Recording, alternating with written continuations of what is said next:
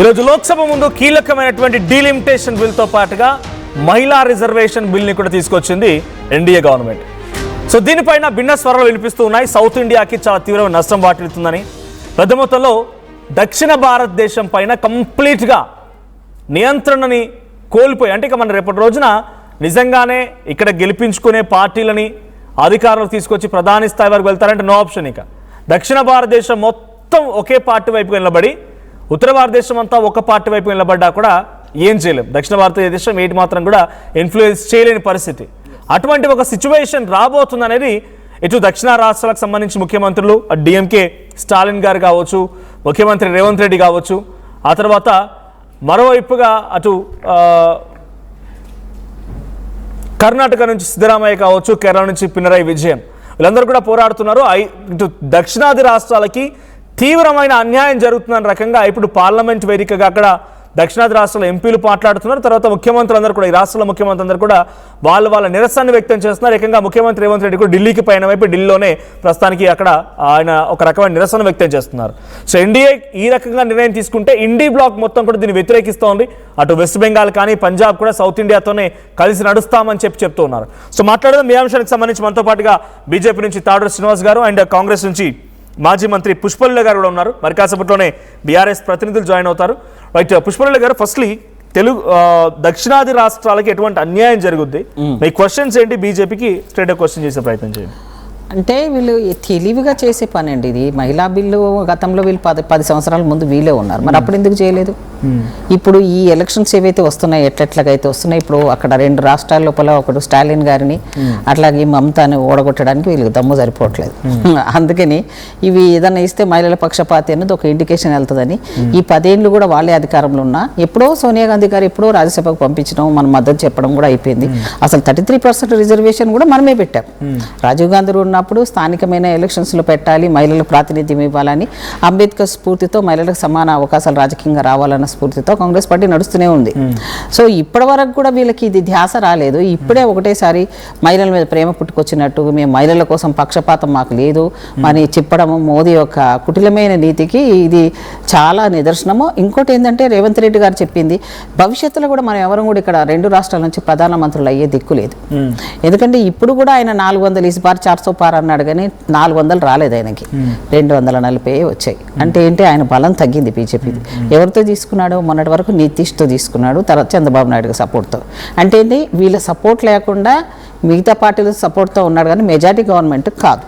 కానీ అయినప్పటికీ కూడా ఈయన ఏం చేస్తున్నాడు, రాష్ట్రాలలో ఉన్న దక్షిణాది రాష్ట్రాల్లో ఉన్న వాళ్ళకందరూ కూడా ముఖ్యమంత్రులు కానీ మనం డబ్బులు మన దగ్గర తీసుకుంటారు, మన దగ్గర అన్నీ చేస్తారు, కానీ తీరా వచ్చేసరికి ఇక్కడ ఉన్న వాళ్ళకి మాత్రం న్యాయం చేయడంలో మాత్రం బీజేపీ కుట్రతో చేస్తున్నారు. బిఫోర్ ఐ కంటిన్యూ, ఒకసారి తాడూరు శ్రీనివాస్ గారు నిర్ణయం కూడా తీసుకుందాం. తాడూరు శ్రీనివాస్ గారు, సో ఎప్పుడంటే బీజేపీ ఎన్డీఏ కూటమి ఉంది కాబట్టి ఇది సాధ్యమవుతుంది అనే రకంగా పార్లమెంట్లో మీ ప్రతినిధులు కానీ కేంద్ర మంత్రులు మాట్లాడుతున్నారు. సో ఎలా చూడాలంటే బీజేపీ డీలిమిటేషన్తోని దక్షిణాది రాష్ట్రాలకు పూర్తిగా అన్యాయం చేస్తోందా? అట్లా ఎందుకు చేస్తే చెప్పండి. అట్లా చేస్తే మరి 543 సీట్లలో మొన్న కాంగ్రెస్ పార్టీ మరి ఆ రోజు ఒక 200 300 చేసి పెట్టిండొచ్చు కదా, అట్లా పెట్టిందా? ఇప్పుడు మనం 50% రేషియో అనుకున్నాం ఒకవేళ ఆ ప్రపోజల్. సో ఆ ప్రపోజల్ నిజమైతే అన్యాయం ఎక్కడ జరుగుతుంది? ఇప్పుడు వీళ్ళు చెప్తున్నటువంటి హైబ్రిడ్ మోడల్ అయితే అసలు ఏ రకమైన మోడల్లో నాకేం అర్థం అవ్వట్లేదు. ఎవరు డబ్బులు ఎక్కువ ఉంటే వాళ్ళకి, అంటే అంబానీ లాంటి వాళ్ళకి 1000 ఓట్లతో సమానము విలువ ఇవ్వాలన్నా, 1 ఓటు విలువ ఇవ్వాలన్నా ఒక పౌరుడికి. సో ఈ రకంగా డబ్బు ఇవాళ ఉంటుంది, రేపు పోతుంది. ఇవాళ తెలంగాణ మనం సెపరేట్ అయినాం కాబట్టి కొంత మేరకు మనం 16,000 కోట్ల మెరుగుల బడ్జెట్ తో రాష్ట్రం ఏర్పడ్డది. మీరు గతంలో తెలంగాణ ఉద్యమకారుడిగా ఉన్నారు, ఇప్పుడు బీజేపీ పార్టీలో ఉన్నప్పటికీ తెలంగాణ ఫ్లేవర్ ఉంది కాబట్టి మీరు మాట్లాడుతున్నారు. కానీ మీ బీజేపీ నాయకులే తెలంగాణని పాకిస్తాన్తో పోలుస్తున్నారు. పీసారు ఒకసారి తేజస్వి సూర్య మాట్లాడేటువంటి ఒక మాట, ఫస్ట్లీ జర్నలిస్ట్గానే కాకుండా తెలంగాణ బిడ్డగా మాత్రం ఒక తీవ్రమైనటువంటి ఆగ్రహంగా అయితే నాకు అనిపిస్తోంది. తెలంగాణని పాకిస్తాన్తో పోలుస్తారా? ఇంత అజ్ఞానంతో ఉన్నారా? కనీసం ఒక బీజేపీ తెలంగాణ ఎంపీలను మాట్లాడాలి లేదా? ఈటల రాజేందర్ గారు తెలంగాణ ఉద్యమకారుడు, ఆయన మాట్లాడాలి లేదా? ఇది చాలా గతంలో మోదీ గారు మాట్లాడుకొచ్చారు, తలుపులేసి తెలంగాణ ఏర్పాటును చేశారంటే తలుపులు ఏ బిల్లు పాస్ చేసినా అది రూలే కదా, ఆనవాయితీగా వస్తుంది కదా. గతంలో జరిగినటువంటి ఈ కొన్ని అటాక్స్ అన్ని మూలంగా ఆనవాయితీగానే తలుపులు మూసి అని జరుగుతున్న కారణం వల్లే కదా. అప్పుడు తల్లిని చంపి బిడ్డను పుట్టారని చెప్పి ఒక మాట అన్నారు. మోదీ మాట్లాడితే ఈరోజు ఒక నిజంగా మరి ఆయన ఏ స్థాయిలో ఎంపీ అయ్యండి, ఎంత నాలెడ్జ్ ఉందో తెలియదు కానీ తెలంగాణ పాకిస్తాన్తో పోలుస్తారా? టీచర్ ప్లే చేయండి, తేజస్వరి ఏం మాట్లాడారు? The way the Congress party, the UPA, divided the two undivided Andhra Pradesh into AP and Telangana. It was done in the partition of AP and Telangana was done in a worse fashion than the British did the partition of India and Pakistan. This is the kind of legacy they have, Adhyaksha. If you remember, the way the Congress party, the UPA, divided the two undivided Andhra Pradesh into AP and Telangana. It was done in the partition of AP and Telangana was done in a worse fashion than the British did the partition of India and Pakistan. This is the kind of legacy they have, Adhyaksha. If you remember, the way the Congress party, the UPA, divided the two undivided Andhra Pradesh into AP and Telangana. It was done in the partition of AP and Telangana was done in a worse fashion than the British did the partition of India and Pakistan. This is ఆ రోజు British వాళ్ళు India పాకిస్తాన్ని చీల్చినట్టుగా అప్పుడున్న UPA government అటు ఆంధ్రప్రదేశ్ తెలంగాణని చీల్చింది. అంటే ఆయన ఉద్దేశం తెలంగాణ పాకిస్తాన్తో పోల్చడమా? ఒక ఉద్యమకారుడిగా చెప్పండి, మీరు బీజేపీ పార్టీ కాస్త పక్కన పెట్టండి. మనోజ్ గారు, నేను ఒకటి చెప్తాను సరే, వారి వాక్యాలు ఏ రకంగా ఇంటర్ప్రిట్ చేస్తారా? ఈ రోజు పార్లమెంట్ సాక్షిగా ఒక నేషనల్ పార్టీ ఒక విధానం తీసుకున్నప్పుడు, ఒక నిర్ణయం తీసుకున్నప్పుడు, ఆ పార్టీ క్యాబినెట్ ఆ రోజున్న కేంద్ర ప్రభుత్వం ఒక నిర్ణయం తీసుకున్నప్పుడు, ఆనాటి కాంగ్రెస్ కేంద్ర ప్రభుత్వం నిర్ణయాల మేరకు పార్లమెంట్ లో బిల్లు పెట్టినప్పుడు ఎక్కడన్నా ఒక్క పార్టీ రెండుగా చీలిపోతాయా అండి? ఈ రోజు మా బీజేపీ పార్టీ ఆ రోజు చీలిపోయిందా? చెప్పండి మీరు. రాష్ట్రాలు ఏది ఇంటిగ్రేటెడ్ రాష్ట్రం ఉండాలి, సెపరేట్ స్టేట్స్ మీరు ఈ రకంగా వివరణ ఇవ్వడంలో దిట్ట. బట్ నేను అడుగుతున్న సూటి క్వశ్చన్ ఒకటే, తేజస్వి సూర్య తెలంగాణని పాకిస్తాన్ తో పోల్చడం ఒక తెలంగాణ ఉద్యమకారుడిగా మీరు అంగీకరిస్తున్నారా? నేను ఎందుకు చెప్తున్నంటే ఆ రకమైన పార్టీషన్, ఆ రకమైన పెప్పర్ స్ప్రేలు, ఆ రకంగా తెలంగాణ వచ్చేసరికల్లా మిగతా విషయాలలో అన్ని సాఫీగా జరిగిపోతాయి. Congress with in the Congress party రెండు గ్రూపులుగా మారిపోయి రెండు గ్రూపులు వాళ్ళే కొట్లాడుకొని ఒక చిత్రం క్రియేట్ చేసి ఇట్లా అట్లనే అడిగినామా మేము? తెలంగాణ మంచిగా డిబేట్ చేసి తెలంగాణకి ఎక్కడెక్కడ అన్యాయం జరిగిందో వాటన్ని ఇప్పుడు డిబేట్ పెట్టిరా? డెఫినెట్ గా ఇప్పుడు పెట్టిరా? మహిళా బిల్లుని పెట్టిరా? లేకపోతే డీలిమిటేషన్ పెట్టిరా? లేకపోతే ఎప్పుడో పెట్టిన దానికి మీరు మీరెందుకు పెట్టలేదన్నా? ఇంటర్ప్రిట్ చేయలేదు నేను. మీరు మాట్లాడటం నేను ఏం మాట్లాడతారో ఏమో, నేను తీవ్రమైన ఆరోపణలు చేసినా నేనేం అనలేదు. మీరు మాట్లాడటం నేనేమంటున్నా అంటే నేనేమంటున్నా మీరు చెప్పండి, నేను మాట్లాడినాక చెప్పండి. నేనేమంటున్నా అంటే ఆ రోజు ప్రాపర్ డిస్కషన్స్ జరుగుంటే మా బీజేపీ పార్టీలో మధ్యలో ఉన్నటువంటి ఇంకా అనేక అంశాలు తీసుకొచ్చే వాళ్ళం కదా, ఒక నేషనల్ ప్రాజెక్ట్ అడిగే వాళ్ళం. అప్పటిదాకా ఎందుకు 10 సంవత్సరాలుగా కేంద్రంలో అధికారంలో ఉంది బీజేపీ అయిపోయింది కదా ఆ రోజు. లేదు తాడు శ్రీనివాస్ గారు అప్పుడు మాట్లాడలేదు అంటున్నారు. మనోజ్ గారు ఇంకోటి ముందుకెళ్ళి చెప్తున్నాను నేను. ఒక్క నిమిషం, క్వశ్చన్ ఏంటంటే అప్పుడు మాట్లాడలేదు కానీ 10 ఏళ్ల పాటుగా అధికారంలో ఉంది బీజేపీ. తెలంగాణ నుంచి గతంలో 9 ఎంపీలు, 8 మంది ఎంపీలు వాళ్ళే ముఖ్యమంత్రి అవుతుండే ఉమ్మడి రాష్ట్రానికి. ఇటువంటి భేదాభిప్రాయాలు రాకపోతుండే. నేను ఏమంటున్నా అంటే ఇవాళ మోడీ గారు చూడండి, ఒక కాంగ్రెస్ వాళ్ళే అన్నారు, ధర్మేంద్ర ఎవరో ఎంపీ గారు మాట్లాడినారు, ఈయన అత్యంత వెనుకబడిన జాతులకు చెందినటువంటి మీరు అన్నాడు.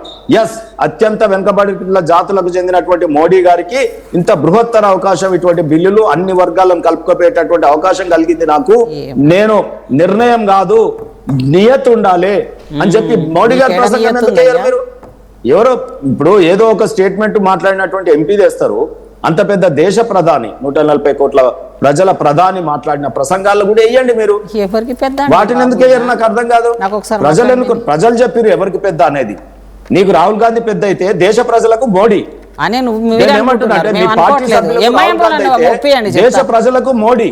సరే, ఆ మోదీ గారు అదే సభలో ఉన్న మోదీ గారు పాకిస్తాన్ తో పోలుస్తూ ఉంటే ఎందుకు మౌనంగా ఉన్నారు? సమాధానం చెప్పండి.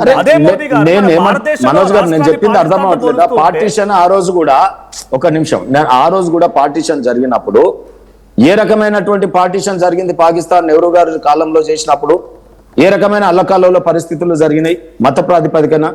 సో ఇక్కడ తెలంగాణ బిల్లు వచ్చేసరికి మేము కాంగ్రెస్ పార్టీ దమన నీతిని ఎండగడుతూ నిట్ట నిలువుగా రెండు వర్గాలుగా చీలిపోయి పెప్పర్ స్ప్రేలు చల్లుకొని వాళ్ళే కొట్టుకుంటారు, వాళ్ళే బిల్లు పెడతారు. ఒక పార్టీ నిర్ణయం తీసుకున్నప్పుడు పార్టీ అధినేత అక్కడ సమక్షంలో, సోనియా గాంధీ గారి సమక్షంలో ఇవాళ ఒక పార్టీ నిర్ణయం తీసుకొని బయటకు వెళ్ళాలి. ఏదైనా గుర్తుకుంటే పార్టీ వాళ్ళ పార్టీ ఆయన తెలంగాణవాది కాదు. ఇప్పుడు ఆయన తెలంగాణవాది కాదు. అప్పుడేమో తెలంగాణ గురించి మాట్లాడారు, ఇప్పుడు తెలంగాణవాది కాదు. నేను తెలంగాణ కాదన్న, ఇప్పుడు మీరు బీజేపీలో పోయినారు కాబట్టి రియాక్ట్ అవుతారు. దేవిప్రసాద్ గారు, ఉమ్మడి రాష్ట్రం ఉన్న రోజులు ఒక నిమిషం దేవిప్రసాద్ గారు, ఆంధ్రాకు చెందిన వాళ్ళే ముఖ్యమంత్రులు అయిపోయి, ఆంధ్రాకు చెందిన వాళ్ళే ఎక్కువ మంత్రులు అయిపోయి, ఆంధ్రాకు చెందిన వాళ్ళే ఆంధ్రాలో డెవలప్ చేసుకునే ఉమ్మడి రాష్ట్రం ఉండి తెలంగాణ వాళ్ళు దేవిప్రసాద్ గారు రియాక్ట్ అవుతున్నారు. మాట్లాడనియండి వేరే వాళ్ళని. దేవిప్రసాద్ గారు, దేవిప్రసాద్ వినిపిస్తోందా? ఆయన మళ్ళీ జాయిన్ అవుతారు. సో అంటే ఆ రోజు జరిగిన పరిణామాలు సార్ పక్కన పెడదాం. తేజస్వి సూర్య మాటలు మాత్రం బీజేపీ నేతగా ఆయన కూడా వ్యతిరేకించారు, దానికి సమర్థించే ఆయన సమర్థిస్తాడు. ఎందుకంటే వాళ్ళకి అప్పుడు తెలంగాణ. దేవిప్రసాద్ గారు వినిపిస్తోందా? నేను అనడం ఏంటంటే తెలంగాణ విషయము యావత్ భారతదేశం కాదు, అన్ని దేశాల్లో ఉన్న వాళ్ళందరూ కూడా మెచ్చుకొని నిజం కూడా ఇది అన్యాయం జరిగింది ఇవ్వాలని అసెంబ్లీలో తీర్మానాలు చేసి సెంట్రల్కి పంపించినప్పుడు అన్ని పార్టీలు ఒప్పందంతో పోయింది కదా. ఆంధ్ర తెలంగాణ వాళ్ళు, ఆంధ్ర వాళ్ళే ఒప్పుకున్నారు ఇది నిజంగా అన్యాయం జరిగింది ఇవ్వాల్సిందే అని. అట్లాగే నిన్న మొన్న కూడా ఏబిసిడి వర్గీకరణ బిల్లును కూడా అదే రకంగా చేసింది, అన్యాయం జరిగిందని. మరి ఇప్పుడేమో ఆ రోజు అంతా తలుపులు మూసారు ఇలాంటి, మరి అప్పుడు ఇప్పటి వరకు కూడా జరగకుండా ఉంటే తెలంగాణ వాళ్ళ బాధగా జనగణన చేస్తామని చెప్పి ఆ తర్వాత డిలిమిటేషన్ ఉంటుందేమో ఆలోచించారు. సెన్సస్ ప్రకారంగా చేస్తామనడం ఎటువంటి ఒక చాలా దుర్మార్గం, చాలా దుర్మార్గం. ఇప్పుడు రేవంత్ రెడ్డి గారు వచ్చిన తర్వాత మనం కులాల వారిగా పాపులేషన్ కౌంటింగ్ చేయడం మొదలుపెట్టాం. ఎవ్వరూ చేయలేదు, దేశంలో ఫస్ట్ టైం మనం చేసాం. అసలు ఏ కులాల వారి ఎందుకు అంటే 75 years అయిపోయింది ఇండిపెండెన్స్ వచ్చి, ఇప్పటి వరకు అట్టడుగు వాడికి రాజకీయ అధికారం ఇవ్వలేదు. అంబేద్కర్ ఏదైతే కలలుగా అన్నాడో అందరికీ అట్టడుగు వరకు ఆ రాజ్యాధికారాలు రావాలి. ఒక వర్ణం వాళ్ళే, ఒక వర్గం వాళ్ళే ఉండడం కరెక్ట్ కాదు. ఏ కులం వారు ఎంతున్నారని ఆ రిపోర్ట్ కనుక మనం తీసుకొని చేస్తే కరెక్ట్ గా అట్టడుగు వాళ్ళకి వెళ్తుంది కదా. కేంద్ర ప్రభుత్వం ఎందుకంటే 2011 దేవిప్రసాద్ గారు ఉన్నారు బీఆర్ఎస్ నుంచి. దేవిప్రసాద్ గారు, డీలిమిటేషన్ తో సౌత్ ఇండియాకి చాలా తీవ్రమైన అన్యాయం జరుగుతోంది. ఇది దక్షిణాది రాష్ట్రాల ముఖ్యమంత్రులతో పాటుగా అటు ఇండి కూటమి కూడా పోరాడేందుకు ప్రయత్నం చేస్తోంది, వాళ్ళు మాట్లాడుతున్నారు. సో బీఆర్ఎస్ పార్టీగా మీ స్టాండ్ ఏంటి? డీలిమిటేషన్ జరుగుతున్న నేపథ్యంలో ఏం జరుగుతుంది, ఏం జరగబోతోంది? నమస్కారం మనోజ్ గారు, అక్కడ ఉన్నటువంటి పెద్దలకు అందరికి నమస్కారం. ముందుగా ఒక విషయాన్ని నేను ప్రస్తావించిన తర్వాత మీరు చెప్పి, ఈరోజు పార్లమెంట్ వేదికగా భారతీయ జనతా పార్టీకి సంబంధించినటువంటి ఒక పార్లమెంట్ సభ్యుడు తెలంగాణ చరిత్రను, తెలంగాణ ఆత్మగౌరవాన్ని, తెలంగాణ ప్రజల పోరాటాలని, అసమాన త్యాగాలని పాకిస్తాన్ ఏర్పాటుతో పోల్చడం అనేటువంటిది ఇది చాలా దుర్మార్గం. దీన్ని తీవ్రంగా ఖండిస్తా ఉన్నాం. బీజేపీ తెలంగాణ నేతలందరూ కూడా ఇటువంటి వ్యాఖ్యలు పదే పదే వారి హైకమాండ్ ద్వారా రావడం అనేటువంటి దాన్ని వారు సీరియస్ గా తీసుకోవాలని నేను విజ్ఞప్తి చేస్తా ఉన్నా మనోజ్ గారు. రెండవది మీరు చెప్పినట్టు డెఫినెట్ గా ఇవాళ దక్షిణాదికి తీవ్రమైనటువంటి అన్యాయం జరుగుతుంది అనేటువంటి భావన చాలా స్పష్టంగా కనబడతా ఉంది. దానికి కారణం అనేక రకాలుగా అనేక మంది విశ్లేషించారు. ఎందుకంటే ఒక 50 సంవత్సరాల పాటు, ఎప్పుడో 71లో జనాభాతో పాటు జరిగినటువంటి ప్రక్రియ అంతా కూడా 50 ఏళ్లుగా అసలు కేవలం ప్రపోర్షనేట్ ద్వారా పెంచుతూ పోతున్నటువంటి నేపథ్యంలో గణన జరగబోతా ఉంది. ఈ గణన జరిగిన తర్వాత రాష్ట్రాలకు సంబంధించినటువంటి విషయంలో నిర్ణయం తీసుకునేటువంటి అవకాశం ఉంది. ఈ నిర్ణయం తీసుకునేటువంటి సందర్భంలో కూడా గతంలో కేంద్ర ప్రభుత్వం విధించినటువంటి ఫ్యామిలీ ప్లానింగ్ విషయంలో ఆ రోజు కేంద్రం ఇచ్చినటువంటి టార్గెట్లను ఫుల్ఫిల్ చేయడానికి దక్షిణాది రాష్ట్రాలన్నీ కూడా కేంద్రం ఇచ్చినటువంటి ఆ ఉత్తర్వులను అమలు చేసి జనాభా కట్టడి చేయడంలో ఒక గురుతరమైనటువంటి బాధ్యతను పోషించిందనేటువంటి విషయాన్ని ఇవాళ కేంద్రం మరవద్దు. ఎందుకంటే కేంద్రం ఇచ్చినటువంటి ఆదేశాలను పాటించినందుకు ఇవాళ ఈ రాష్ట్రాల మీద శిక్ష పడుతున్నది అనేటువంటి భావన వస్తూ ఉంది.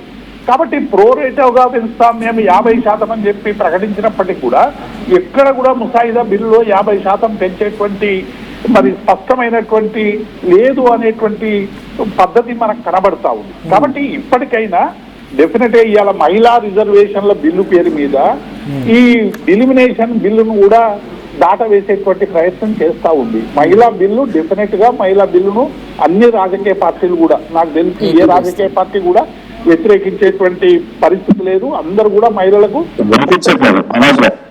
33% ఉండాలన్నదే అందరూ కూడా ఈ రోజు అనుకుంటున్నటువంటి విషయం. ఈ డిలిమినేషన్స్ విషయంలో అన్ని రాజకీయ పార్టీల అభిప్రాయాలు తెలుసుకోవాలి. ఇది ఎందుకంటే రాబోయే భారతదేశ భవిష్యత్తును, విధానాలని, ప్రజల మౌలిక స్వరూపాన్ని, ప్రజలకు సంబంధించినటువంటి అనేక విషయాలని, విధానాలని చేసేటువంటి ఒక గొప్ప వేదిక పార్లమెంటు. ఎందుకంటే ఆ పార్లమెంటు వేదిక ద్వారా అనేక విధానాలు భారతదేశ పౌరులకు అందేటువంటి అవకాశం, అట్లాగే విదేశీ విధానం కానీ, ఆర్థిక విధానం కానీ, ఇంకా రకరకాల ముఖ్యమైనటువంటి విధానాలు. బీఆర్ఎస్ పార్టీగా మీ పోరాటం ఏముండబోతుంది? పార్లమెంట్ లో మీకు స్థానాలు లేవు, లోక్సభ మీకు రాజ్యసభలో ఉన్నటువంటి స్థానాలతో ఏ రకంగా ఫైట్ చేయబోతున్నారు దక్షిణాది రాష్ట్రాలకి?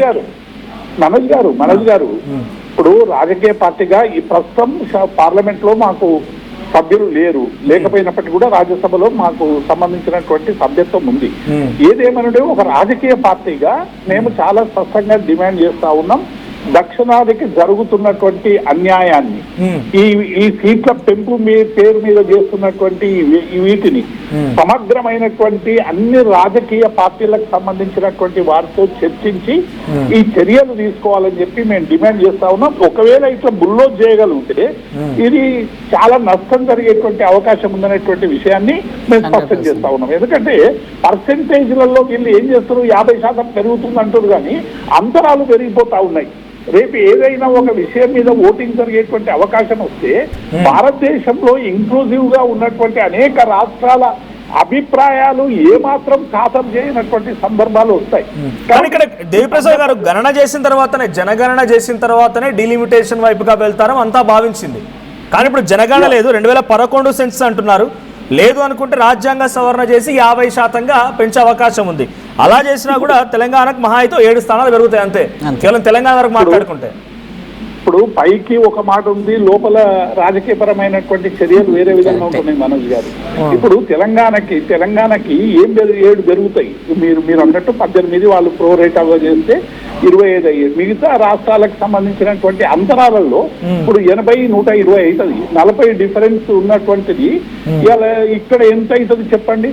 అంటే ఈ దక్షిణాది రాష్ట్రాలకేమో 2%, 2.5% రిడక్షన్ కనబడతా ఉంది ఓవరాల్ గా. 3% ఎక్సెస్ మొత్తంగా కూడా ఆ ప్రాంతాలకు కనబడేటువంటి అవకాశం స్పష్టంగా కనబడుతుంది. రఫ్ గా ఒక నిమిషం దేవిప్రసాద్, రఫ్ గా పబ్లిక్ అర్థం కావాలి కాబట్టి ఒక సెన్సస్ చెప్తాను నేను. అంటే జస్ట్ రఫ్ గా అనిపించేది, 2011 వరకు ఉత్తరప్రదేశ్ జనాభా 19,98,00,000. అది 2026కి వచ్చేసరికల్లా వాళ్ళ జనాభా ఎంత అంటే 24,35,00,000 రూపాయలు. సో ఆ తర్వాత ఇదే సేమ్ మహారాష్ట్ర సెకండ్ ప్లేస్ లోని, మహారాష్ట్రకి 11,23,00,000 ఉంటే అది 2026కి వచ్చేసరికల్లా 13,01,00,000 అయింది. టేకింగ్ తెలంగాణ ఎగ్జాంపుల్గా తీసుకుంటే, తెలంగాణ 2011లో జనాభా 3,51,00,000గా ఉంటే ఇప్పుడు 3,94,00,000, అంటే మహా అయితే 40 లక్షలు పెరిగింది అంతే. సో మనం 40 లక్షలు పెరిగితే అటు ఉత్తరప్రదేశ్లో చూస్తే కనుక 5 లక్షలు, 6 కోట్లు 5 కోట్లు పెరిగింది. చాలా వ్యత్యాసం. అక్కడ 80 స్థానాల్లో ప్రజెంట్ ఎంపీ స్థానాలు 143 అయ్యే అవకాశం ఉంది. తెలంగాణలో 15 నుంచి మహా అయితే ఇంకో 7 పెరిగి 4 అవుతాయి అంతే. అంటే ఈ స్థాయిలో డిఫరెన్సియేషన్ ఉన్నప్పుడు ఇదే స్థాయిలో కేటాయింపులు ఉంటాయి. బడ్జెట్ అయితే ఏం మారదు కదా, బడ్జెట్ ఈ రకంగానే ఉంటుంది. కేటాయింపులో మాత్రం మార్పులు వస్తాయి. అన్ని స్థానాలకు ఇవ్వాలి కాబట్టి మనకు వచ్చే దాంట్లో ఇంకో 10-15 తక్కువ వస్తాయి, కానీ ఎక్కువైతే మనకు బడ్జెట్ అలొకేషన్ అయ్యే అవకాశం లేదు. మనోజ్ గారు మీరు అన్నది వాస్తవం. ఎందుకంటే ఉత్తరప్రదేశ్ కానీ, బీహార్ కానీ, ఈసారి కొంచెం ఆడియో పెంచండి, మీరు మాట్లాడండి. ఉత్తరప్రదేశ్ అయినా, బీహార్ అయినా ఆ రాష్ట్రాలలో జనాభా నియంత్రణ లేదు. మనం జనాభా నియంత్రణ చేయాలని ప్రభుత్వం పక్షాన కోట్ల రూపాయలు ఖర్చు పెట్టి ప్రజల్ని ఎడ్యుకేట్ చేసి, చిన్న కుటుంబం చింతలేని కుటుంబం అని చెప్పి కోట్ల రూపాయలు పెట్టి కేంద్ర ప్రభుత్వానికి సంబంధించినటువంటి విషయాలు చెప్పడం వల్ల ప్రజలలో ఒక సిస్టమేటిక్ గా ఫ్యామిలీ ప్లానింగ్ అనేటువంటిది జరిగింది. ఆర్థిక అసమానతలు కూడా ఒక ప్రధానమైనటువంటి కారణం. వీటికి అన్నిటికీ తోడు చేసుకొని ఇవాళ మనం చిన్న కుటుంబాలతో మనం జీవిస్తున్నటువంటి నేపథ్యంలో ఇవాళ విచ్చలవిడిగా జనాభా పెరిగిపోవడం వల్ల ఇటీవల చంద్రబాబు నాయుడు మీరు చూసిన మనకందరికీ కూడా తెలుసు, చంద్రబాబు నాయుడు గారు స్వయంగా అసెంబ్లీ వేదిక ద్వారా ఆంధ్రప్రదేశ్ పిల్లల్ని కనండి, పెంచండి ఇంకా అని చెప్పేటువంటి పరిస్థితి వచ్చింది. అంటే దీని అర్థం ఏంటంటే ఇక మన జనాభా ఎక్కువ ఉండి జనాభాతో మాత్రమే రాజ్యాంగం ప్రకారం సీట్లు పెరిగేటువంటి అవకాశం ఉంది.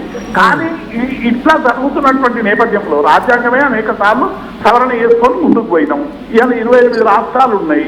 ఈ 28 రాష్ట్రాలకు సంబంధించినటువంటి సరైనటువంటి నిర్ణయాలు వెలువడాలంటే ఈ జనాభా ప్రాతిపాదికన ఎట్లా చేస్తే దీనివల్ల నష్టమేముంటాయి, ఇవన్నీ కూడా అన్ని రాజకీయ పార్టీలతో చర్చించి ఒక నిర్ణయం తీసుకుంటే దీన్ని సజావుగా ముందుకు పోయేటువంటి అవకాశం ఉంటుంది. లేకుంటే డెఫినెట్ గా రేపు దక్షిణాది రాష్ట్రాలు సంబంధించినటువంటి ఏ విషయాలు కూడా అంటే ఒక డబుల్ ఇంజన్ సర్కార్ ఉంటే తప్ప ఏ విషయాలు మేము కన్సిడర్ చేయమనేటువంటి భావన రేపు పెరిగిపోయేటువంటి అవకాశం చాలా స్పష్టంగా కనబడుతుంది మనకి. రైట్, థ్యాంక్ యూ దేవిప్రసాద్ గారు. సో ఒకసారి తాటర శ్రీనివాస్ గారు, సో ఇటు పూర్తిగా తీవ్రమైన అన్యాయం మహారాష్ట్ర, ఉత్తరప్రదేశ్ ఈ రాష్ట్రాలు సరిగ్గా కనుక అంటే ఉత్తరాది రాష్ట్రాల్లో ఒక 4 రాష్ట్రాలు కరెక్ట్ గా మీకు ఓటింగ్ వేసినా కూడా ఒకవేళ బీజేపీకి అంటే కేవలం ఓటింగ్ ఇనిషియేటివ్ గా మీరు మళ్ళీ అధికారంలోకి రావాలనే ఒక ఉద్దేశంతోనే ఇదంతా జరుగుతోంది అనేటువంటి ఒక మాట ప్రతిపక్షాలు మాట్లాడుతున్నాయి. ఈ తీవ్రమైనటువంటి ఘాటు వ్యాఖ్యలు చేసే వాళ్ళు, ఈ తీవ్ర వాదాన్ని చేసే వాళ్ళంతా కూడా ఈ తీవ్రవాదులే ఈ దేశంలో. South India, Telangana, north India ఈ రకమైన విభజన రేఖలు గీయడం ఎంత మాట్లాడితే ఒక్క నిమిషం నేనేమంటున్నా అంటే తీవ్రమైన వాదులని తీవ్రవాదులే అంటారు. నేనేమంటున్నా తీవ్రమైన వాదన చేసే వాళ్ళని. నేను చదువుకున్న తెలుగులో అట్లా. రెండోది ఏంటంటే ఒక్క నిమిషం ఈ రోజు అసలు ఈ రకమైన రేషు ఇప్పటిదాకా తెలంగాణ, సౌత్ ఇండియాలో ఎక్కువ సీట్లు పెట్టిరా ఈ కాంగ్రెస్ ఎప్పుడన్నా? ఈ 60 ఏళ్ల పరిపాలనలో వాళ్ళు 4 సార్ల ఇలా డీలిమిటేషన్ చేసారు. మరి 4 సార్లు చేసినప్పుడు వాళ్ళకి చేతులు రాలేదా? సౌత్ ఇండియాకు ఫ్యూచర్ లో అనుమానం అవుతుంది, మరి మా సొంత వాళ్ళు వస్తారో రారో రేపు ఫ్యూచర్ లో అని చెప్పి ఆ రోజే సౌత్ ఇండియాని నార్త్ ఇండియాకి ఎన్ని సీట్లు ఉండాలనేది ఏదన్నా అబ్రకదబ్రా సూత్రంతో ఈక్వలైజ్ చేసి పెట్టిపోయిరా? ఈ రోజు ఇవాళ అంటున్నారు ఇవాళ తెలంగాణ ఎక్కువ సంపాదించవచ్చు, రేపు ఇంకో రాష్ట్రం ఎక్కువ సంపాదించవచ్చు. అట్లా అనుకుంటే మరి రేపు మళ్ళీ తారుమారైతే కదా లెక్కలు. రెండవది ఎప్పుడు కూడా లెక్కలు ఓట్లేయండి. అంబేద్కర్ గారు ఏమన్నారు? ఒక పౌరుడు, ఒక దేశం, ఇలా ఒక ఓటు, ఈ రకమైనటువంటి అంబేద్కర్ భావజాలంతో మేము ముందుకు వెళ్తా ఉన్నాం. కానీ వీళ్ళేం మాట్లాడుతూ ఉన్నారు? అదే నిజమైతే ఇవాళ కాంగ్రెస్ ప్రతినిధిని నేను అడుగుతున్నా సూటిగా, రేపు జిహెచ్ఎంసీని 3 భాగాలు ఎవరిని అడిగి విభజించిరండి? ఏ పార్టీలను అడిగి విభజించిరండి? రెండవది ఒక్క నిమిషం, ఇవాళ ఇదే క్యాపిటల్ సిటీలో మా ఉప్పల్ డివిజన్ లో 80,000 ఓట్లతో ఎట్లా చేస్తావు, అదే మా ఉప్పల్ కాన్స్టిట్యున్సీలో 18,000 ఓట్లతో చెర్లపల్లి అనే డిలిమిటేషన్ ద్వారా కొన్ని రాష్ట్రాలకు అన్యాయం జరుగుతుందంటే మీరు జేహెచ్ఎంసీ తో కంపేర్ చేస్తున్నారా? కంపేర్ చేయొద్దా? వీళ్ళ భావజాలం ఈడ ఒకటి అంటే 1.5 కోటి జనాభా ఉంటే ఈ హైదరాబాద్ ని ఎట్లా చేసిరు అనే ఎగ్జాంపుల్ చెప్తున్నా. ఇప్పుడు ఒకటి చర్చ ఒక్క నిమిషం పార్లమెంట్ లో మాట్లాడనియారు, ఈడ కూడా మాట్లాడనియరా? ఇదే కథ నాకు అర్థం కాదు. అంత మీరు దేశం బాగా చేస్తే ఈ దేశంలో రూపాయి విలువ ఎందుకు పడిపోతుంది? యుద్ధం జరుగుతుంటే ఎలక్షన్ ఎవరు పెడతాడు? జనాలు వస్తుంటే ఇంతవరకు నిరుద్యోగ సమస్య పెరిగిపోతుంది. యువకులకు ఏం చేసిండు, మహిళలకు ఏం చేసిండు, బేటీ పడావా బేటీ బచావా అని అన్ని అగాత్యాలు జరుగుతుండే. ఒక్కదానికి నోరు ఇప్పడు. ఈయనంట మాకు క్రెడిట్ వస్తుంది అనుకొని ఆయనకు లేదంట. ఏం మాట్లాడతామన్నా? గుండెల మీద చేసుకొని మాట్లాడండి. మీరు తెలంగాణ వాది బిడ్డలు అయితే తెలంగాణకు అతను మాట్లాడిన ఎంపీ మాట్లాడిన దానికి మీరు సమర్థిస్తున్నారా? ఒకటి. ఇప్పుడు మీరు కూడా అన్పార్లమెంట్ వాళ్ళ తీవ్రవాదులు అంటున్నారు. ఎవరు తీవ్రవాదులు అంటే తెలంగాణ వాళ్ళు అందరు తీవ్రవాదులా, లేకపోతే తెలంగాణ ఇచ్చిన కాంగ్రెస్ వాది తీవ్రవాదులా, లేకపోతే మీరు ఈ దేశానికి ఏం మేలు తీసుకొచ్చారు? మీరేమైనా స్వాతంత్రం తెచ్చిరా, లేకపోతే దేశానికి ఏమైనా కాపాడినరా? ఏది చేసినా కూడా ఈ 11 సంవత్సరాలు ఈ దేశాన్ని నాశనం పట్టించడంలో బీజేపీ ప్రభుత్వము టార్గెట్ ఓరియంటెడ్ గా పనిచేస్తుంది. ఈ రోజు ఉత్తరప్రదేశ్ లో ఇప్పుడు అబ్బాయి చెప్పినట్టు కరెక్ట్ గా రేపు రాబోయే ఎలక్షన్స్ లో ఉత్తరప్రదేశ్ గెలిస్తే జాలిగా మాకు తెలంగాణ వద్దు, ఆంధ్ర వద్దు, ఏమొద్దు. ఎవడు ఎంపీ అయినా వాడు ఏమంటారు గోర్లు తీసుకుంటూ పోయి ఆ పార్లమెంట్లో కూర్చోవాలి. అంతకు మించింది ఇంకేమి లేదు మనకు. ఇప్పుడు సెస్ ద్వారా మనకు తెలంగాణ నుంచి ఉండండి. మీరు మాట్లాడేటప్పుడు నేను మాట్లాడాను, మీరు అన్ని చెప్పడానికి మీ పార్లమెంట్ లో కూడా మాట్లాడిస్తున్నారు, మమ్మల్ని ఇక్కడ కూడా మాట్లాడినారా? మీరు వినండి, అంత కొంచెం వినండి. మీరు వినండి. ఈ రోజు మహిళల బిల్లుల గురించి మాట్లాడుతున్నప్పుడు మహిళల మీద ఇన్ని జరుగుతున్నా ఎప్పుడో పెట్టారు. సోనియా గాంధీ గారు కానీ మా కాంగ్రెస్ పార్టీ కానీ ఇప్పుడు అగ్రిస్ట్ చెప్పిందా? ఎవరని చెప్పలేదు. మేము ఇన్నేళ్ళు ఆయన 11 ఏళ్ళకి ఇప్పుడు మహిళా బిల్లు ఎందుకు వచ్చిందే అనుకో, దానికేమన్నా మేము అగనిస్ట్ చేస్తున్నామా?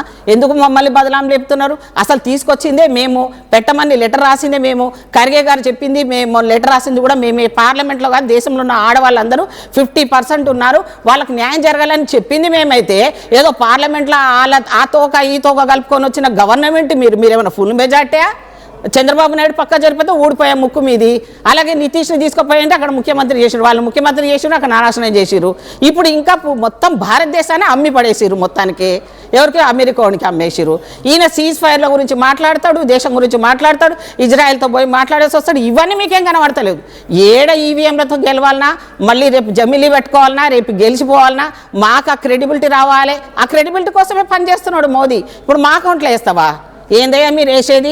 ఏం చేస్తున్నారు? 33% ఇవ్వడానికే ఇప్పుడు ఇన్ని తంటాలు పడుతున్నారు మీరు. దానికి ఏదో మా అకౌంట్లో ఇస్తాం, మీ అకౌంట్లో వేస్తున్నారు అంటున్నారు. అన్న నేను ఏం మాట్లాడుతున్నా వినన్నా, తెలంగాణ బిడ్డను తెలంగాణ భాషలోనే మాట్లాడతాను. నేను కూడా అచ్చమైన తెలంగాణ భాషలో మాట్లాడతా అన్న, గట్లనే మాట్లాడతా. మీకు అర్థమైతే అర్థం కాకపోయినా జనాలకు అర్థమవుతుంది. నేను చెప్పింది వినా, నువ్వు విను. నువ్వు మాట్లాడిన మీ ఎంపీ గారు మాట్లాడిన దానికి, మీరు ఎంపీ గారు మాట్లాడిన దానికి క్షమాపణ మీ ఎంపీలతో చెప్పిస్తారా పార్లమెంట్ లా? లేదా మోదీ గారు మాట్లాడిన దానికి ఇంతవరకు రెస్పాండ్ లేదు. ఇప్పుడు మీ ఎంపీ గారు ఏం అలా విరవీగిపోతున్నారు? మోదీ మోదీ అందభక్తి అయిపోతున్నారేంది? రాముడిని తీసుకొచ్చేమో అన్ని దేవుళ్ళని పక్కన పెట్టేసి మోసం చేసేసారు. ఆ రాముడి దగ్గర పోయినా ఓడిపోయారు, ఇంకా బుద్ధి రాలేదు మనకి. ఇప్పుడు మనకున్న తెలంగాణ బిడ్డలు ఉసురు పోసుకొని ఇంతమంది కూడా అన్న పార్లమెంట్ నుంచి పోయిన వాళ్ళు ఏం చేస్తున్నారన్న, మనకు ఇన్ని మాటలు మాట్లాడుతుంటే కూడా అక్కడ ప్రాంతీయవాదం గుర్తుకొస్తలేదా? తెలంగాణ బిడ్డలు అమరవీరులు గుర్తుకొస్తలేదా? ఎట్లా మాట్లాడి నేను కౌంటర్ అయ్యారా బయటకు వచ్చి? అది అవన్నీ ఏం లేదు. మహిళా బిల్లు మీద అంటే మహిళా బిల్లు మీద కాదు, డీలిమిటేషన్ ఇప్పుడు ఎందుకు చేస్తారు? మేము చెప్తుంది ఆపమనేది ఎందుకు? 200 కాదు మా మీరు టైం ఇస్తలేదు. 2011 సెన్సస్ మీద చేయకూడదు. మాకు కులపరంగా చేస్తున్నాం కాబట్టి, కులాలకు అందరికి సమానంగా రావాలి కాబట్టి 2026లో చేయమని అంటున్నాం. దానికి మేమేదో అన్యాయం చేస్తున్నాము, మీకేమో మహిళల మీద ఉన్నట్టు. మీ పార్లమెంట్ లో ఎంతమంది ఉన్నారు? ఈ రోజు ఆమెను పాపం ఓడగొట్టాలని 3 సార్లు పోయిండ్రు, గెలిచి రామని మమతని 3 సార్లు ఒక ఆడ మనిషి చేతిలో ఓడిపోయిండ్రు. ఇప్పుడు ఆమె కోసం క్రెడిబిలిటీ చేద్దామన్న లెవెల్లో ఎందుకు ఇంత కష్టపడుతున్నారు మీరు? తప్పు కదా ఇది మాట్లాడి. ఇప్పుడు ఎందుకు డీలిమిటేషన్ పెట్టాలి? ఆపము, ఎందుకు ఆపుతాము? అన్యాయం జరుగుతుంటే మాట్లాడండి. ఒక్క నిమిషం. అసలు పుష్పలీలమ్మకి అసలు ఏ రిజర్వేషన్ అక్కర్లేదు. రేపు జనరల్ కోటాలో 33% మీరు నిలబడొద్దు. రేపు నేను అడుగుతా మిమ్మల్ని మళ్ళీ కలిసినప్పుడు. మీరు రేవంత్ రెడ్డి జనరల్ సీట్లు ఇవాళ మీకు టికెట్ ఇస్తాడా? రేవంత్ రెడ్డి ఇవాళ ఇద్దరే మహిళలకు మంత్రివర్గంలో పెట్టుకున్నాడు. ఈయన లెటరు ప్రధానమంత్రి మోడీ గారికి రాస్తారట. ఈయన ఓ పార్టీకి ప్రెసిడెంట్ ఎన్ని రోజులు చేసాడు, ఇలా ముఖ్యమంత్రిగా ఎన్ని రోజులు, 3 సార్లు ప్రధానమంత్రి, 3 సార్లు ముఖ్యమంత్రి చేసిన ప్రధానమంత్రిని మీరు క్వశ్చన్ చేస్తా అంటే ఎట్లా అండి చెప్పండి? ఇవాళ పార్లమెంట్ లో అంత ఇది ఉంటే ఎప్పుడో మీరు గెలిచేవాళ్ళు కదా. 3 సార్లు ఓడిపోతారా? హ్యాట్రిక్ ఓటమి రాహుల్ గాంధీ గారికి. ఎవరికి లేదు కాంగ్రెస్ లో అంత రికార్డు. రెండోది నేను ఏం చెప్తా ఉన్నా, ఈవీఎంలు మేము తెచ్చినాయి కాదు కదా, మీ టైంలోనే ఇంట్రడ్యూస్ అయినాయి కదా. మరి అది మీకంటూ ఒక చరిత్ర ఉంది. మాట్లాడేటప్పుడు మనం గతంలో మన పరిపాలనలో ఏమైనా జరిగినాయి కదా అని మీ ఒక్క నిమిషం నేను మీరు రాగానే భయపడ్డా, అబ్బా అనుకున్నా. ఒక్క నిమిషం మీరు సమయం ఇవ్వండి. నేనేమంటున్నా అంటే, ఈ రోజు మహిళా బిల్లు చారిత్రకమైనటువంటి రోజు, పార్లమెంట్ లో పాస్ అవుతున్నటువంటి బిల్లు. కనీసం ఇప్పుడు కలిసి వస్తే చరిత్రలో లిఖించబడతారు. అందరం కలిసికట్టుగా మహిళలకు చేసినట్టుగా ఇదవుతుంది. ఇవాళ మీ మిత్రపక్షాలన్నీ కూడా ఇండియా కూటమిలోని వాళ్ళు కూడా సపోర్ట్ చేస్తా ఉన్నారు. ఎందుకు దీంట్లో మళ్ళీ కీని అవన్నీ ఎందుకండి? టోటో మేము మహిళల రిజర్వేషన్ బిల్లుకు మేము మద్దతు ఇస్తున్నామని చెప్పి చేసేస్తే అయ్యేపోతుంది కదా. దాంట్లో ఇంకా రాబోయే కాలంలో డీలిమిటేషన్ ఎట్లుండాలి అనేది కమిషన్ పడుతుంది. రేపు కాన్స్టిట్యూషనల్ ప్రక్రియ అది. మనం ఏమన్నా సొంత పార్టీ కవిత్వాలా? మనం రాజ్యాంగంలో రాసుకున్నాం. అప్పుడు మీరు కూడా ఉన్నారు రాసినప్పుడు. ఇంకా ఆ రోజు ఉన్నటువంటి మహిళా బిల్లుకు వ్యతిరేకం కాదు, మీరు అర్థం చేసుకోండి. ఒక్క నిమిషం. మేము ఒకటి నేను చిన్నప్పుడు విన్నా, నెత్తి కింద పుస్తకం పెట్టుకుంటే నెత్తిలకు ఎక్కితే ఆ పుస్తకంలో ఉన్నాయని అని చెప్పేది. ఈ కానీ రాహుల్ గాంధీ జేబులో కాన్స్టిట్యూషన్ పెట్టుకొని తిరగడం కాదు. మోడీ గారి లెక్క కాన్స్టిట్యూషన్ అవపోసన పట్టి దాన్ని మోదీ గురించి భజన బంద్ చేయి, ఇంకా దేశం నాశనం అయిపోతున్నా కూడా ఇంకా మాట్లాడతారు. ఆత్మవంచన రాజ్యాంగపరమైన ప్రక్రియ అండి ఇది. అన్న ఆత్మవంచన మేము మహిళా బిల్లుకు వ్యతిరేకం కాదు, అది క్లిస్టల్ క్లియర్. మీరు రాంగ్ మెసేజ్ ఇవ్వకండి. అవకాశాలు కలిపి లాంగ్ డిబేట్ ఈ రోజుతో పడుతుంది. ఈ రోజు లాంగ్ డిబేట్ ఈ రోజుతో కంప్లీట్ అయ్యేది ఏం కాదు. పార్లమెంట్లో 3 రోజులు పడుతోంది. మీరు కంక్లూడ్ చేయండి ఫైనల్గా. ఇప్పుడు మా బాధ ఏంది, మహిళా బిల్లుకు వ్యతిరేకంగా మేమే తీసుకొచ్చినామో మేమే పెట్టమంటున్నామో సోనియా గాంధీ అప్పటి నుంచి చరిత్ర అంతా మాది. స్వాతంత్రం తెచ్చింది మేమే, ఈ రోజు మేము మాట్లాడుతుంది మేమే, ఆ రాజ్యాంగం మీద ప్రమాణం చేసి అబద్ధాలు మాట్లాడేటోళ్ళు వాళ్ళు. మేము ఈరోజు వ్యతిరేకం కాదు, అది క్లియర్గా చెప్తున్నాను నేను. మహిళా బిల్లుకు మేము వ్యతిరేకం కాదు. మా వ్యతిరేకత అప్పుడు కూడా అందరు ఎందుకు ఆపారు, మిగతా వాళ్ళు ఎందుకు ఆపారు, అభ్యంతరాలు చెప్పారంటే మళ్ళీ మహిళలకు ఏదైతే అగ్రకల్యాణ కులాల వాళ్ళు లేకపోతే వాళ్ళు ఆల్రెడీ ఎంపీలో వాళ్ళ సీట్లు కోల్పోయిన వాళ్ళు, వాళ్ళ పిల్లలు వాళ్ళ ఫ్యామిలీ వాళ్ళు వస్తారు, సబ్ క్లాస్ కూడా కావాలి. అదే చేంజ్ చేసుకొని అందరు పెట్టుకొని క్లాజెస్ చేయండి, అమెండ్మెంట్ చేసుకొని చేద్దామన్నాం. కానీ దానికి వ్యతిరేకం చెప్పలేదు. బిల్లు ఓకే మనకి, కానీ ఎస్సీలు బీసీలు మహిళల ప్రాతినిధ్యం అక్కడ ఉండాలి. అది ఉండకుండా ఈయన బిల్లు మాత్రం ఇచ్చేసినాం తన్నుకోండి అంటే అది కరెక్ట్ కాదు కదా. ఇప్పుడు జనగణన మనం చేస్తున్నప్పుడు కులపరంగా కూడా మనం చేసుకోవచ్చు కదా. ఎంతమంది బీసీలు ఉన్నారు అందులో ఎందుకు గ్యారంటీ లేదు దీని ప్రకారంగా చూస్తే. ఎందుకు కాదు, ఇప్పుడు అంతకన్నా ఈయన కొంపలు మురిగిపోయేది ఏమున్నది. ఇప్పుడు కాదు బాబు, ఇప్పుడు వీళ్ళ కుట్ర ఇంకోటి కూడా ఉంది, మీకు తెలియదేమో. జమిలీ రాబోతున్నది. ఇప్పుడు రేపొద్దున 2 కలిపేసి నోరు మూసుకోండి మేము పెట్టేస్తామని పెట్టేస్తాడు అంటాడు అంతే. ఎవరిని ఏం సాగనీయరు వీళ్ళు. ఇప్పుడు ఉత్తరప్రదేశ్ ఎలక్షన్స్ రాబోతున్నాయి, దాంట్లో నువ్వు చెప్పినట్టే ఆ సంఖ్య పెరిగిపోతుంది, ఎక్క సంఖ్య వాళ్ళకే వస్తాయి. మరి ఇటువైపు సౌత్ వాళ్ళకి మనకేం వస్తాయి?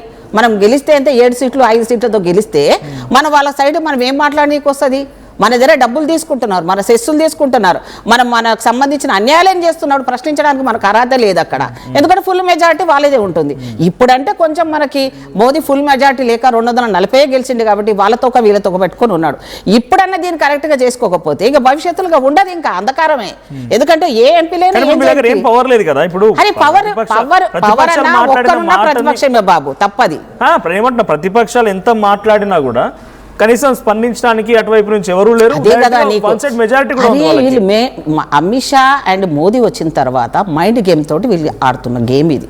అంటే ఎవరిని కూడా ఉండనివ్వకుండా గెలవనివ్వకుండా ఇప్పుడు మా కాంగ్రెస్ పార్టీని గోవా ఎలక్షన్స్ గతంలో జరిగినప్పుడు గెలిచిన వాళ్ళని కొనుక్కున్నారు కదా. ఎంతమందిని కొనుక్కోలేదు? డైరెక్ట్ గా కాంగ్రెస్ లో గెలిచిన వాళ్ళని ఎన్నో రాష్ట్రాల నుంచి కొనుక్కున్నారు. వీళ్ళకి నీతి ఎక్కడిది? వీళ్ళంతా దేశాన్ని ఉద్ధరించే వాళ్ళైతే వీళ్ళు నీతి ప్రసంగాలు మాట్లాడకూడదు. ఈయన మోదీ గారి గురించి చేసింది ఏమైనా గాంధీనా లేకపోతే అంబేద్కరా లేకపోతే ఇంకేమన్నా? ఈయన అంత దేవుడు అనుకుంటే ఈయన ఓడిపోవడం ఏందండి? దేవుని పెట్టిన దగ్గర అయోధ్య దగ్గరనే ఓడిపోయింది కదా. మరి ఇట్లన్నీ జనాలకు పేదవాడికి సంబంధించి మహిళలకు సంబంధించి ఒక నిర్ణయంగా కూడా ఏ నిర్ణయాన్ని కూడా మాట్లాడలేని ప్రధానమంత్రి ఫస్ట్ టైం చూస్తున్నాం మేము. ఇంతవరకు ఇది ఏదైనా మీద ధరల పెరుగుదలకు మాట్లాడాడు. ఈరోజు డీజిల్ పెట్రోల్ లేక సిఎన్జి దొరకక ఇన్ని మాట్లాడుతుండే లేదు. ఆయనకి ఎలక్షన్ల పిచ్చి గెలవాలి కథం. ఇప్పుడు FTT ఫైల్ ఉంది, అమ్మాయిల గురించి మాట్లాడమంటే దాని గురించి ఎన్ని ఫైల్స్ జనాలకు తెలియలేదా? అదే అక్కడ వేరే దేశాల్లో అయితే అక్కడ ఉన్న గవర్నమెంట్ తింపేస్తున్నారు, ప్రధానమంత్రి రాజీనామాలు చేస్తున్నారు, అవన్నీ పట్టించుకుంటలేరు. అంధభక్తులాగా అయిపోయి మోదీ దేవుళ్ళ కొట్టుకొని మీరు గుళ్ళ కూర్చోబెట్టుకొని. మాకు అవసరం లేదు, మాకు ప్రధానమంత్రి ఉండొచ్చు, రాజ్యాంగ పరంగా రెస్పెక్ట్ ఇస్తాం, కానీ అన్యాయం చేస్తే ఒక్క ప్రతిపక్ష నాయకుడు అయినా సరే ప్రజలకు వెళ్ళి చెప్తే అవకాశం మాకు ఉంది కదా. పార్లమెంట్లోనేమో వాళ్ళు మాట్లాడేది. దక్షిణాది రాష్ట్రాల ముఖ్యమంత్రులు అందరూ కూడా ఫైట్ చేస్తారు. ఎక్కడ వరకు వెళ్తే చూద్దాం. స్టాలిన్ గారు చూడండి, నల్ల చొక్కాలు వేసుకుంటే స్పీకర్ గారు కౌంట్ చేస్తున్నారండి. నల్లబట్టలు వేసుకున్న వాళ్ళు ఏం మాట్లాడతారంటే అది ప్రజాస్వామ్యంలో ఒక పద్ధతి. దానికి స్పీకర్ ఏందండి అలా మాట్లాడము? ఆయన పార్టీనా లేకపోతే స్పీకరా? థ్యాంక్ యూ పుష్పల్లి గారు, థ్యాంక్ యూ దేవిప్రసాద్ గారు, అండ్ థ్యాంక్ యూ తాడు శ్రీనివాస్ గారు. సో లిమిటేషన్ అనేది ఒక బిగ్గెస్ట్ రచ్చ. నిజంగానే దీన్ని లోతుగా పరిశీలిస్తే దక్షిణాది రాష్ట్రాలు ఎంతలా మోసపోతున్నాయి, దక్షిణాది రాష్ట్రాలకు ఎంతటి అన్యాయం జరుగుతుందని అర్థమవుతుంది. మరి దీనిపైన దక్షిణాది రాష్ట్రాల ముఖ్యమంత్రులు కానీ ఇక్కడ పొలిటికల్ పార్టీస్ కానీ రీజనల్ పార్టీస్ కూడా బిగ్గెస్ట్ ఫైట్కి తెరలేపాయి. మరి ఈ ఫైట్లో బీజేపీయా ఈ పొలిటికల్ పార్టీసా ఏం జరుగుతుందో చూడాలి. సో మీ అభిప్రాయం ఏంటో కామెంట్ చేయండి. ఒకసారి మళ్ళీ తేజస్వి సూర్య మాట్లాడిన మాటలు తెలంగాణ ప్రతి ఒక్కరు కూడా మళ్ళీ కదిలిస్తూ ఉన్నాయి. తెలంగాణని పాకిస్తాన్తో పోల్చినటువంటి ఈ మాటలు తెలంగాణ తల్లి తెలంగాణ బిడ్డలు మరొకసారి కూడా ఆగ్రహానికి గురయ్యే అవకాశం ఉంది. సో తేజస్వి సూర్య ఏం మాట్లాడో చూద్దాం. ఆయన పైన కూడా మీ అభిప్రాయాన్ని కామెంట్ చేసే ప్రయత్నం చేయండి. You remember the way the Congress party, the UPA, divided the two undivided Andhra Pradesh into AP and Telangana. It was done the partition of AP and Telangana was done in a worse fashion than the British did the partition of India and Pakistan.